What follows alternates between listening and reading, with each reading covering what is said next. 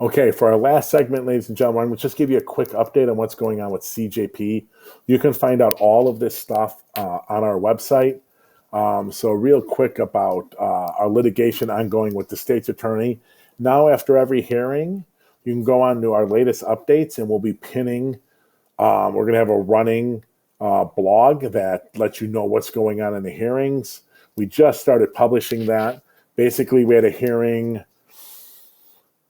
I think it was last Thursday, and it's Kim Fox, State's Attorney's Office, doing their best to waste money fighting our FOIA lawsuits, our Freedom of Information Act lawsuit. They're trying to cover up, deny as best as possible. It aggravated the judge to no end, but they're going to do whatever they can to stall. That was proof enough in our hearing on Thursday. So I think we're going to be giving you hearings updates on our hearings for every couple of months for a couple of years. They are going to,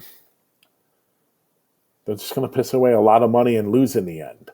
It's unfortunate, but you're going to get updates every time there's a hearing. We're going to do the same thing with our ongoing Chicago Police Department litigation.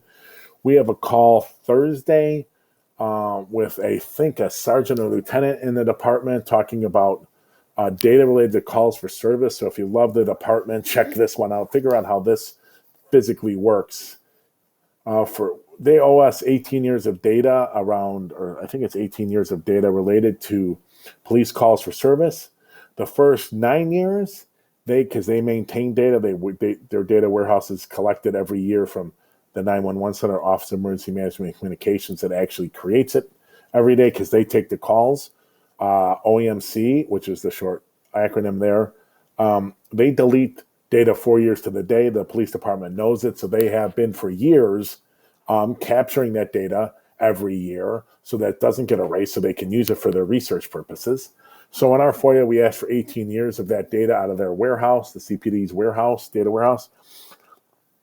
In the first 9 years of that, they actually gave us about 13% of the calls that the Chicago Police Department annual reports say that OEMC said came in regarding to 911 regarding seeking police services, 13%.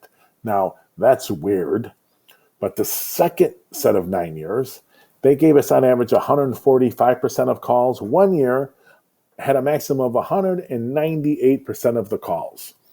Now, ladies and gentlemen, how do you get 198% of anything? So they were either lying back in your annual reports or someone conjured up some data. The average for those 9 years, 145% of the calls.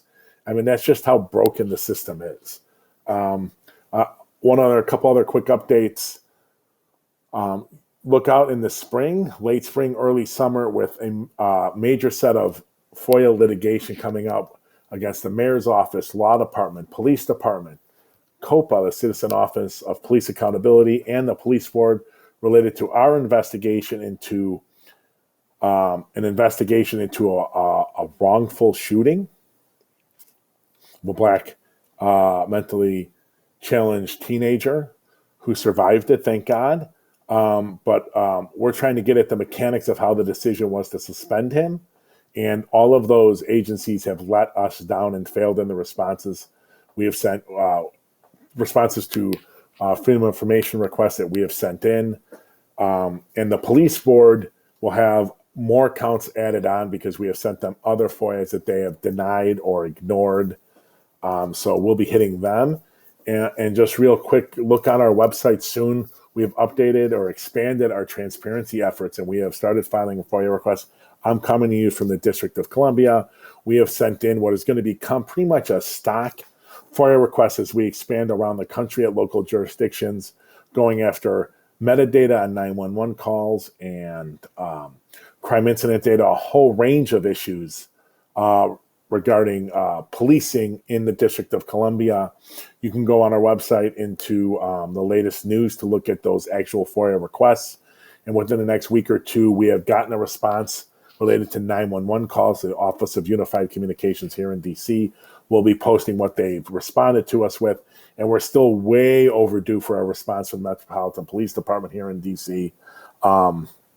They've had a few things going on with the pandemic, and recent coup attempt. So, but we'll be posting responses and all the data we get to our website for both of those responses. And in the next few weeks, we'll be expanding our FOIAs around the country to other cities. Cities in the news: Columbus, Ohio, the site of a recent shooting of unarmed black and murder of a unarmed black youth for no apparent reason.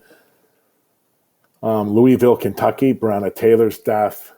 South Bend, Indiana, because they have problems, and then a host of other cities. So check back to this show and also on our website at chicagojustice.org if you want more information about it. If you want to participate, become part of the nation, email us at info@chicagojustice.org and we'll hook you up with info about that. We meet every Wednesday night at 7 p.m. Central. We have a bunch of groups with the nation doing crowdsourced research projects for us. Recruiting sponsorships for the show, part of the Open Cities Project. We got a lot going on. Email us and we'll set you up. Okay, thank you so much for tuning in. I really appreciate it. We will see you Wednesday back here at 12 to 1 Central, talking about violence prevention and community groups pledge to reduce it by 20% a year over the next 5 years. Thank you so much. We'll see you next week or see you Wednesday.